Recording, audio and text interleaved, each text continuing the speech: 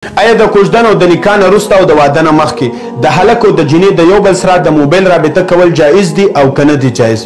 راځو اول د دین اسلام د شریعت خبرې ته.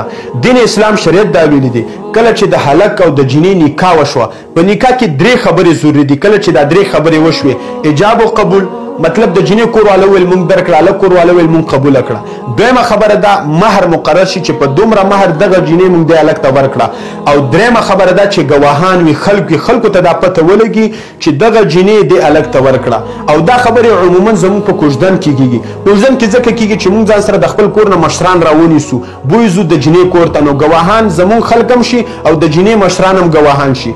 دویم دا هلته مونږ وایو چې دا جینۍ مونږ ته راکئ، نو هغوی وایي درم کړه، مونږ وایو قبول هم کړه، نو ایجاب او قبول هم وشو. او دریم دا هلته مهر هم مقرر شي. نو دا درې خبرې عموما زموږ په کوژدن کې کیږي. نو کله چې دغه شان د کوژدن او نکاح وشوه، اگر که واده نه شوی، نو دین اسلام شریعت اجازه ورکړې ده چې هلک کولی شي چې د جینۍ سره د موبایل رابطه وکړي، که ویډیو کال کوي که اډیو کال کوي. او دا هم جایز دي چې هلک لاړ شي جینۍ د جوس دکان ته بوځي یا یې چکر ته بوځي. او دا هم جایز دي چې هلک لاړ شي د جینۍ په کور کې د جینۍ سره کوروالی او جما وکړي.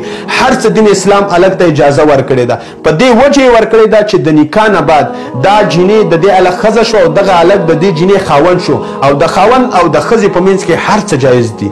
اوس راځو عرف ته. عرف ویل کېږي معاشرې ته.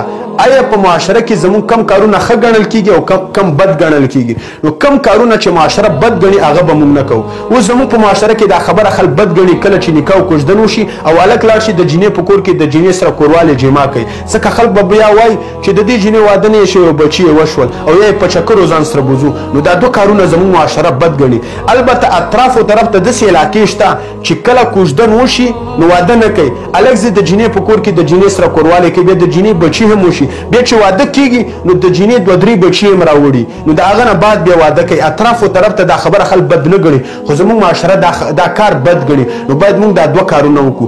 البته د موبایل رابطه دا یو خفیه یو پټه رابطه ده، نو که دا کیږي نو دا جایز ده، خو په دوه شرطونو سره. چې کله دا دوه شرطونه پتا کیو نو بالکل ته رابطه کولی شي، او که کله دا دوه شرطونه در پکې نو نو بیا به د موبایل رابطه هم د خپلې ښځې سره نه کوې. اول شرط دا دی چې ته به د خپلې ښځې سره داسې خبرې نه کوې چې هغه ستا خواهش او شهوت راوچت کړي او بیا دغه شهوت په حلاله طریقه نشي پوره کولی، ځکه ښځه ستا نه ډېره لري او په حرام او په غلطه طریقې یې پوره کوي، نو دا به بیا ستا دپاره حرام وي. داسې خبرې به نه کوې. او دویم دا چې انسان کې هوای د واده نه مخکې ښځې دپاره هر څه مني تعالی به داسې وکړم او د سرو زرو ګوتمې به جوړې کړم او سره زر به درلوالم او چکرې به درکړم. کله چې واده وشي او د سړي هغه هوا ووځي بیا یې سوچ را بیدار شي چې هلکه دا ما څه ویلي او بیا ښځه ورسره لانجې کوي چې تا ما ته دا شی نه منلي دا دې راته منلي اوس موږ له پوره کړه. او هغه هلک غریب اوس کېږي نه، هغه وخت هوا وه پکې هر څه ویلي، اوس د هوا وتې ده، اوس یو شی هم نشي کولی، نو لانجه راځي، جګړه راځي، طلاق راځي. نو باید هلک د دې دوه خبرو نه ځان وساتي. داسې خبرې ونه کړي چې هغه خبرې بیا پوره کولی نشي، خواهش د شهوت خبرې، او یا داسې خبرې ونه مني په ځان باندې چې د واده نه بعد د هغه خبرو وس او طاقت نه لري. د دې نه علاوه که هلک د جینۍ سره لږه رابطه وکړه په دې نیت چې د هلک د بلې جینۍ طرف ته سوچ و فکر ونه ګرځي، د خپل سوچ و فکر یې په د خپله جینۍ کې راګیر شي، نو دا بالکل جایز او حلاله رابطه ده.